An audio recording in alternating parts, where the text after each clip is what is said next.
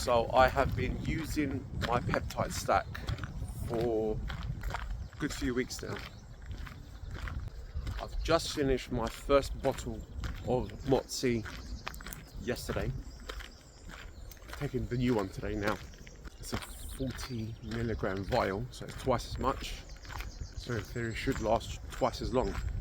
GHK-Cu, I am probably about around the 50% mark of what I started with. And Tesamorelin, I'm pretty sure it's been around 2 weeks now. So this is just an update. If anyone's interested in these sort of peptides, my current progress and the sort of effectiveness. And this week, as of 72 hours ago, I started Reta as of Mounjaro. Reta. The first thing I noticed, food noise gone compared to Mounjaro. Mounjaro did that, but then I've sort of not felt that for around 4 weeks. Heart rate's been increased, being more energized. When I'm not hungry, I did a 21-hour fast without even thinking about it. And then when I do get hungry, I'm way more hungry than I ever was on Mounjaro. Maybe that's the glucagon. No, I'm pretty sure that must be the glucagon because my heart rate's gone up. I'm averaging like 80 plus beats per minute. I was in traffic the first day I took it, going to work. Mind you, I'm just in traffic chilling in the morning. I'm not stressed whatsoever, I promise you. And then I felt like a rush. And I looked at my watch because of a notification, not my heart rate. And then I looked at it and I was like 89 beats per minute. And it said slightly higher than usual. It should be like around 70. And I'm like, alright. GHK-Cu. I am averaging that daily, around 2 milligrams. The first thing I noticed from officially nothing in the first week, from like the 10th day under 2 weeks, around the 2 week mark, my body is covered in spots, sore spots. First I noticed it around my lower half, where around the sections that I inject.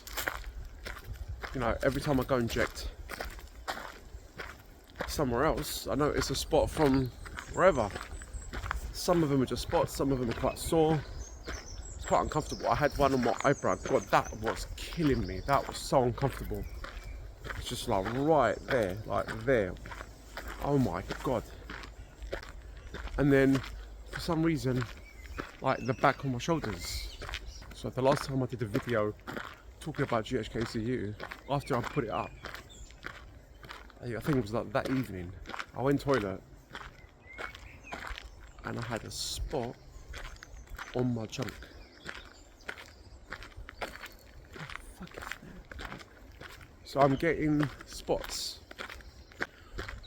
Okay, I've got, I don't know if you can see that, a few under here. I've not had anything on my face or especially my neck since I was a teenager, a sporty teenager. So that's basically the copper peptide pushing all the bad toxins out and stuff like that. I've looked into that. So it's called copper ugly. So I'm getting that quite badly.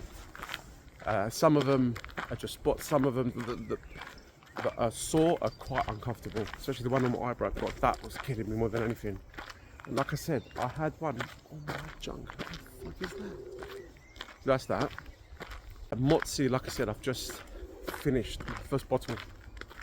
I thought it was placebo to start off with, but the difference that has made to me is no joke. Like, I take 1 milligram per training day, so I take 1 milligram 4 times a week, and recovery's improved, workouts have improved. So it uses fat for fuel, and as I've got a decent amount still left on me, I like to think I do anyway, it's been a really good experience, to be honest. Honestly, I thought the first time, fine, whatever, it is placebo, but it's been like that every time I've taken it. And I've had great workouts, I've had just a really good experience using MOTS-c. It's just clean, smooth energy, and It's not like caffeine where you can hit and it's nothing like a pump. It's just a cool, smooth next gear up, you know? And that's made a big difference, and I do like using that.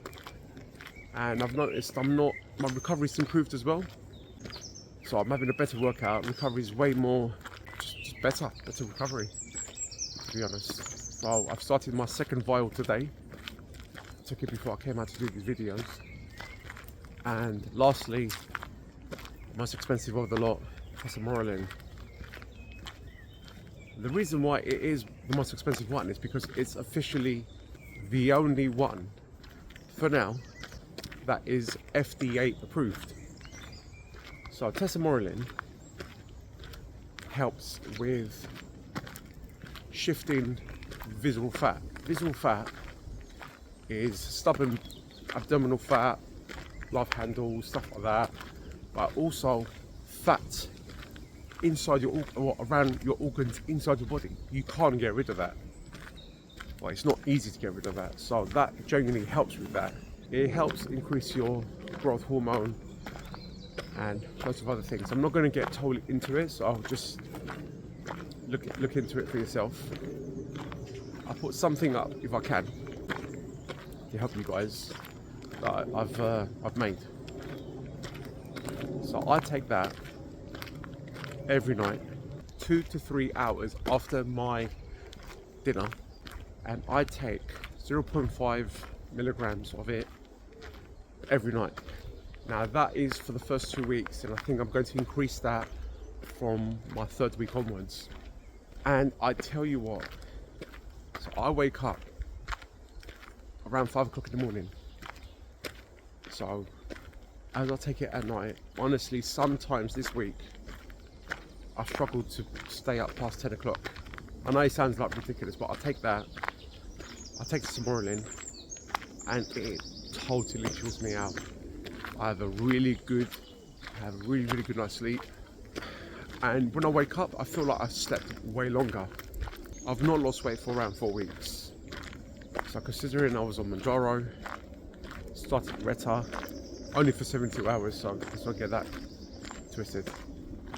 But my workouts have improved, my sleep quality has improved, my productivity has improved, and I've not lost weight, but my strength has increased tenfold, my appearance and all that. So as of yet, I have to admit, I have not lost an ounce.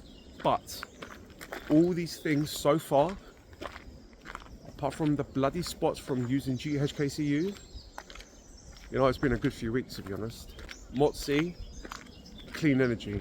Tesamorelin, great night's sleep, and I do look better in the mirror. Not lost weight, but I do look better.